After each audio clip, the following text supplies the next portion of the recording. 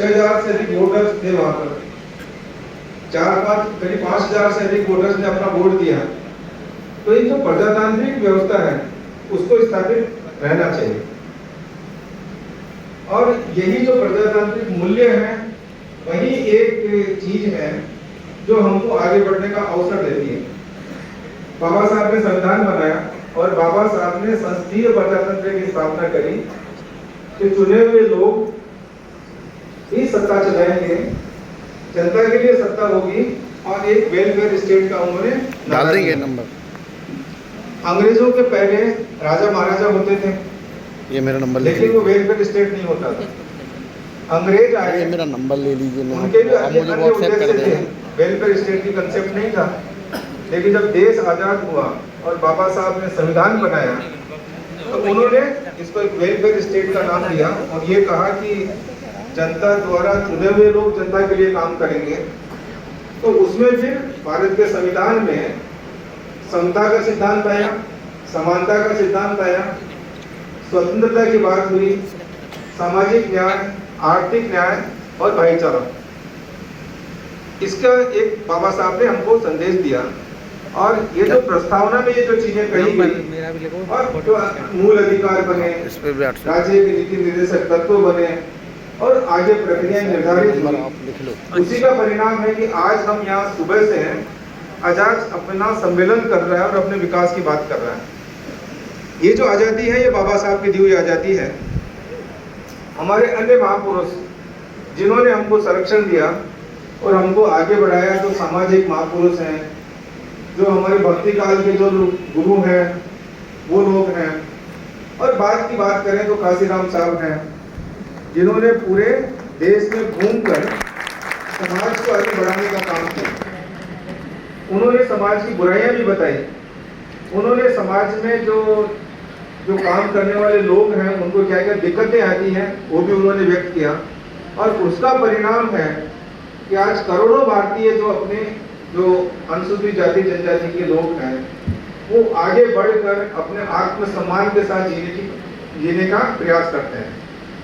हम उनको आज नमन करते हैं, बाबा साहब को नमन करते हैं। हमारे जो आदिवासी समाज के जो गुरुजन हैं जिन्होंने सम्मान दिया, बिरसा मुंडा साहब हैं, टंटिया मामा साहब हैं, और बाकी देश के जितने भी हमारे जो सामाजिक उद्धारक हैं उनको भी आज हम याद करते हैं।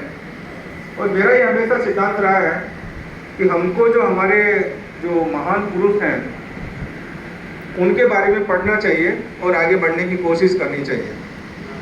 अभी वक्ता बता रहे थे कि यहाँ जितने भी लोग बैठे हुए हैं वो समाज के क्रीम हैं। समाज की जो क्रीम है यहाँ है, और उसका काम क्या है?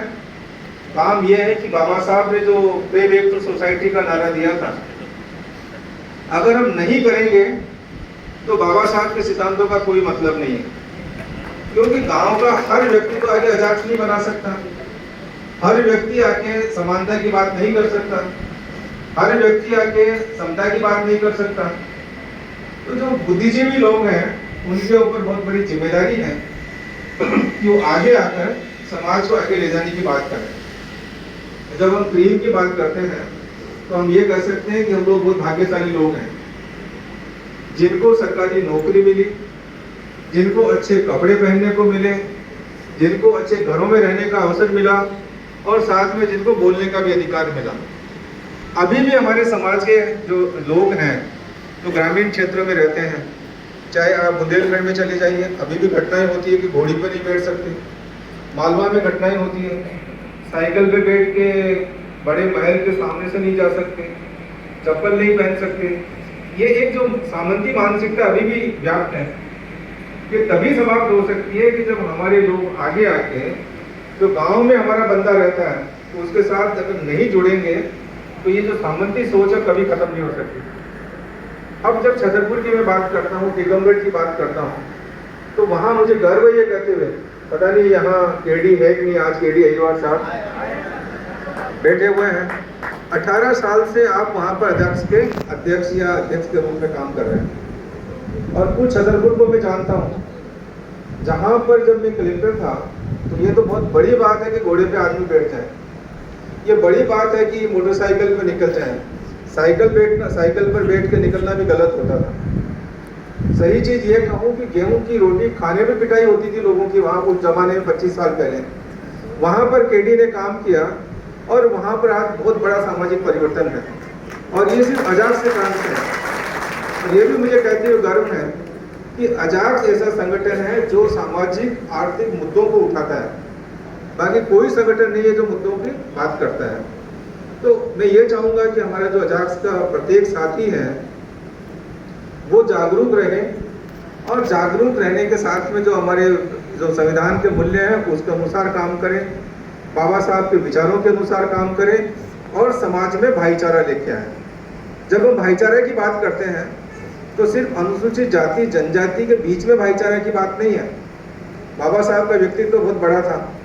वो इस देश के एकीकरण, देश की एकता और देश में भाईचारे की बात करते हैं, क्योंकि संविधान तो सबका है, अनुसूचित जाति जनजाति का ही मात्र संविधान नहीं है। तो जो बाबा साहब के भाईचारे की बात थी वो ये थी कि इस देश में असमानता खत्म हो, इस देश में अवसर की समानता हो। अवसर की समानता का प्रश्न क्या है? अवसर की समानता की बात करेंगे तो सबको आगे बढ़ने का अवसर हो, सबको पढ़ने का अवसर हो, सबको घोड़ी पे बैठने का अवसर हो, सबको सामाजिक न्याय का अवसर हो, और सबको एक आज़ादी हो जो संविधान के मूल्यों के अंतर्गत हो। तो उसकी बात हमको करनी है और उसको हमको स्थापित करना है, तो जिससे कि हमारा देश आगे बढ़े और हमारा समाज आगे बढ़े। जब भी मैं बात करता हूँ तो मैं कई आइडिया देता हूँ। अभी एमसी साहब बता रहे थे कि हम क्या क्या चर्चाएं करते हैं। जब हम बैठते हैं तो मुर्गी से लेके घोड़े तक की चर्चा होती है ना। और उसमें कचरे से खाद बनाने से लेके, और यहाँ अनिल सिरवैया जी बैठे, एक बड़ी फैक्ट्री लगाने की बात भी हम लोग करते हैं कि किस तरह से हम मंथन करके, और इस समाज के जो हमारे लोग हैं, जो पीछे छूटे हुए लोग हैं, उनको हम समाज की मुख्य धारा में कैसे जोड़ें, क्योंकि